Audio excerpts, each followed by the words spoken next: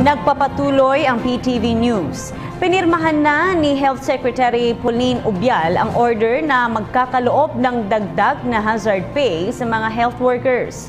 Ayon kay Ubial, 5 hanggang 20% ang itataas ng hazard pay ng mga government nurse at iba pang health workers. Depende ito sa halaga ng kanilang sweldo.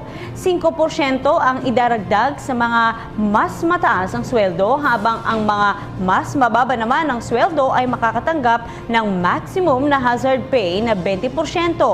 Paliwanag ng Health Secretary, nararapat lamang nataasan ng hazard pay ang mga health workers para sa ibinibigay ng mga itong serbisyo, lalo na sa panahon ng outbreak o pagkalat ng sakit sa isang komunidad.